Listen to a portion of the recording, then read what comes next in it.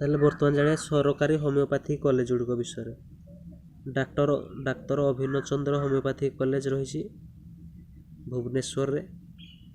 Biju Patnaik homeopathic medical college ରହିଛି ବ୍ରହ୍ମପୁରରେ।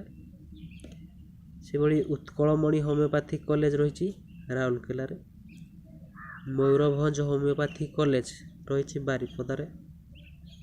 Cuttack homoeopathic college ରହିଛି କଟକରେ। ଓଡ଼ିଶା ହୋମିଓପାଥିକ୍ କଲେଜ ରହିଛି ସମ୍ବଲପୁରରେ। ତାହେଲେ ଏଗୁଡ଼ିକ ଥିଲେ ସରକାରୀ ହୋମିଓପାଥିକ୍ କଲେଜ। ତାହେଲେ ଓଡ଼ିଶାର ସରକାରୀ ଗଭର୍ଣ୍ଣମେଣ୍ଟ ହୋମିଓପାଥିକ୍ କଲେଜ ଗୁଡ଼ିକ ବିଷୟରେ ଆପଣ ଜାଣିପାରିଲେ। ଆଉ ଥରେ ରିପିଟ୍ କରିଦେବା। ଡାକ୍ତର ଅଭିନ୍ନ ଚନ୍ଦ୍ର ହୋମିଓପାଥିକ୍ କଲେଜ ଭୁବନେଶ୍ୱରରେ ରହିଛି। Biju Patnaik homeopathic medical college ବ୍ରହ୍ମପୁରରେ ରହିଛି। 3 ନମ୍ବରରେ ହେଉଛି ଉତ୍କଳମଣି ହୋମିଓପାଥିକ୍ କଲେଜ ରାଉରକେଲାରେ ରହିଛି। 4 ନମ୍ବରରେ ମୟୂରଭଞ୍ଜ ହୋମିଓପାଥିକ୍ କଲେଜ ବାରିପଦାରେ ରହିଛି।